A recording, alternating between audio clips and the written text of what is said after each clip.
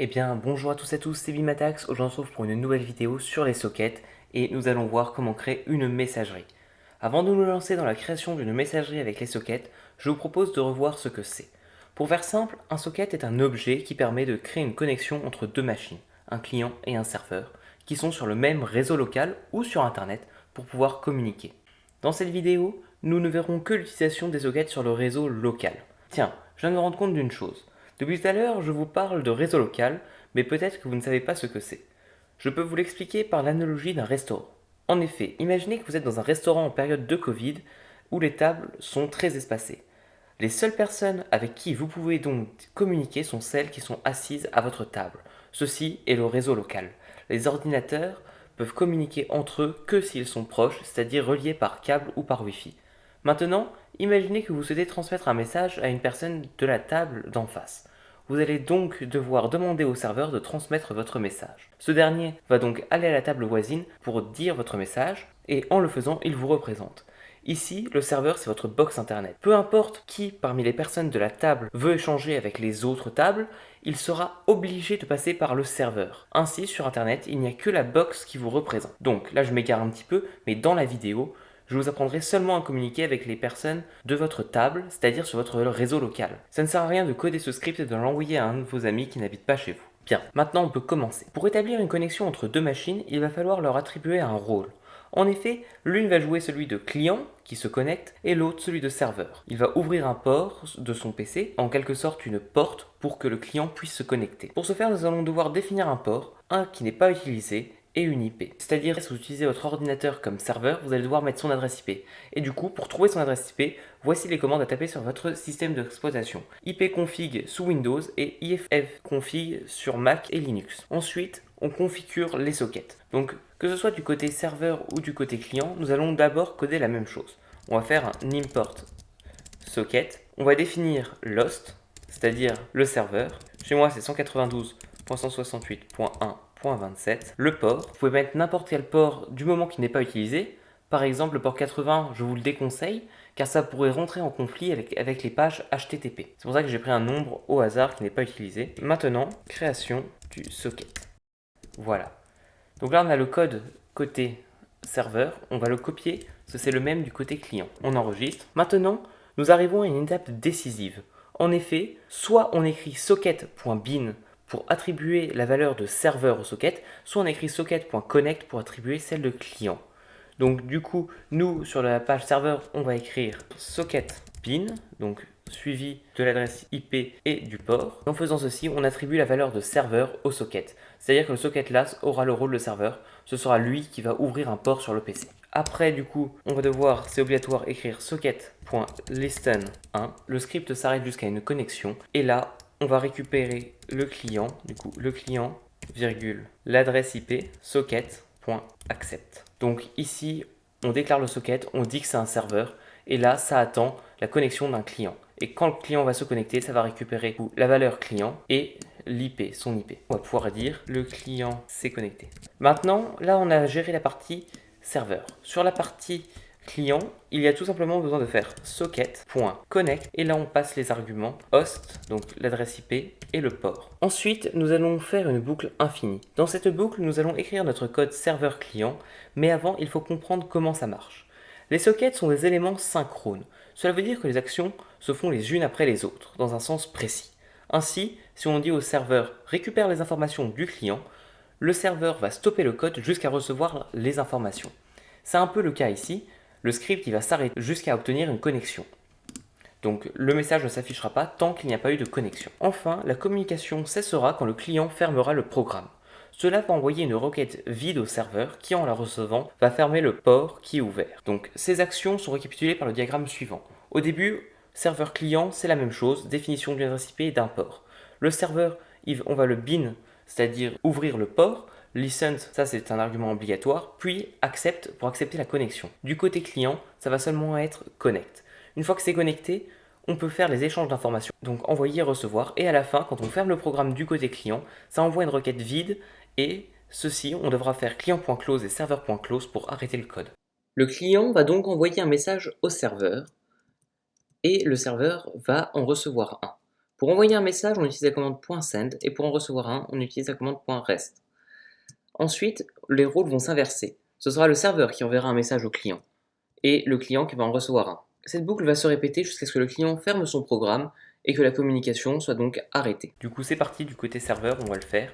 Will true, donc requête client est égal, et là on fait client res, et là on met le nombre de caractères, donc on va faire 500 maximum. Donc ensuite on va la décoder parce que la requête est codée en UTF-8, donc requête client est égal requête client point décode UTF-8, et là on print la requête client. On peut avoir une requête client vide, ce que je vous disais, si on ferme le côté client. If not requête client, ceci veut dire qu'on perd la connexion donc, et on break, c'est-à-dire on casse la boucle true.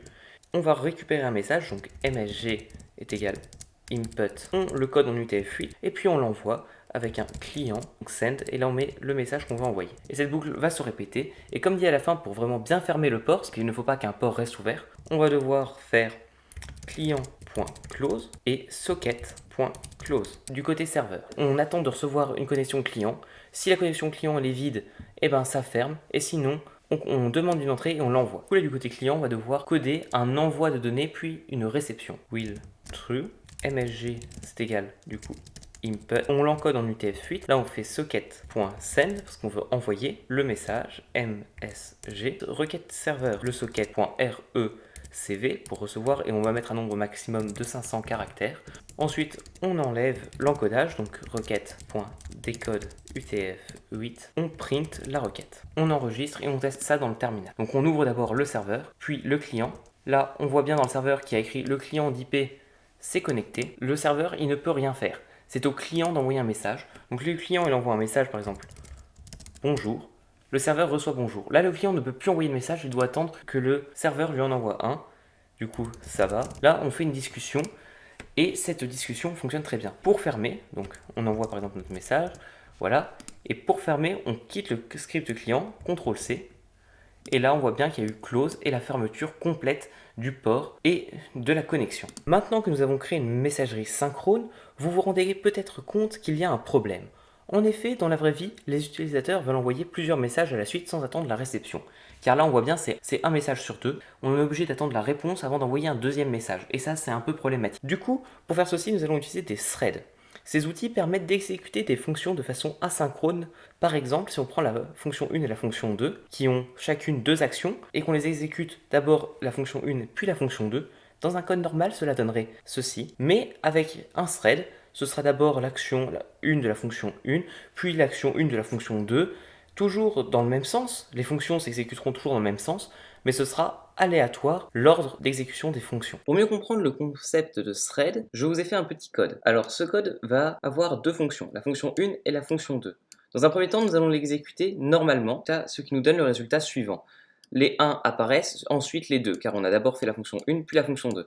Maintenant, on va déclarer nos threads. Du coup, thread 1, c'est égal thread. La target, là, on met la fonction visée, c'est la fonction 1, donc 1. Ensuite, on fait un thread 2 égale thread. Target, la fonction visée, c'est la fonction numéro 2, sans les parenthèses. Là, on va les faire débuter. Donc, pour les faire débuter, c'est thread1.start. Et l'autre, ce sera du coup thread2.start. Là, on vient de déclarer nos threads. Si je lance le code, ça donne bien ceci, 1, 2, 1, 2, 1, 2, ça alterne, ça ne fait plus que la fonction 1 et la fonction 2, ça fait les deux en même temps. Le troisième élément que je peux vous montrer sur les threads, ce sont les thread.join. Du coup, thread1.join, thread2.join. Et là, on print fin du code. En fait, les points join, ça va couper le code, le print ne s'affichera pas tant que les threads ne sont pas finis. Si on teste, ça fait bien les threads 1, 2, 1, 2, et seulement à la fin, ça print fin du code. Alors que si on n'avait pas mis les points join, le fin du code ne serait pas arrivé au bout.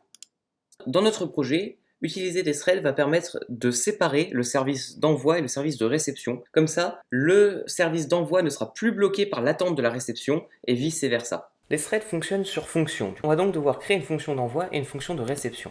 Def send client, parce qu'on a besoin du client pour envoyer un message, while true. Et là, on prend le code d'envoi. Du coup, c'était ici le code MSG qu'on convertissait et qu'on envoyait. Voilà pour l'envoi. Et maintenant, on fait une def réception client. Là, on prend du coup tout le début du code. Maintenant, on a bien notre requête de réception et notre requête d'envoi. La requête de réception s'arrêtera seulement quand il n'y aura plus rien. Là, on a notre fonction d'envoi et notre fonction de réception. Maintenant, nous allons déclarer des threads.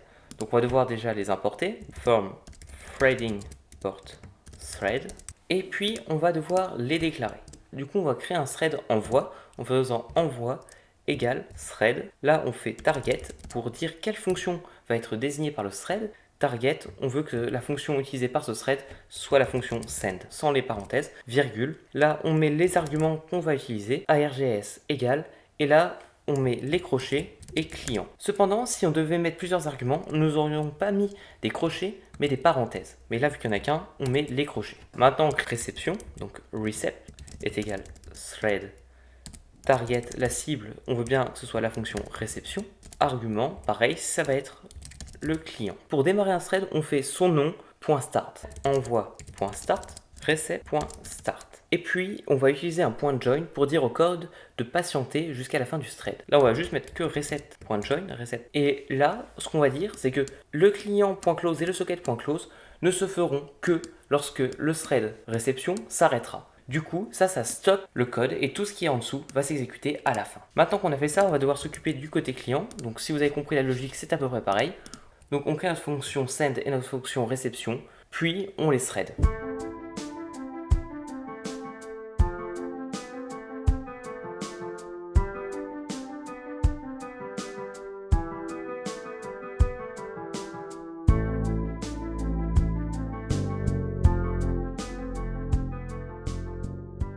Maintenant, on va les faire démarrer avec un start, donc envoi.start,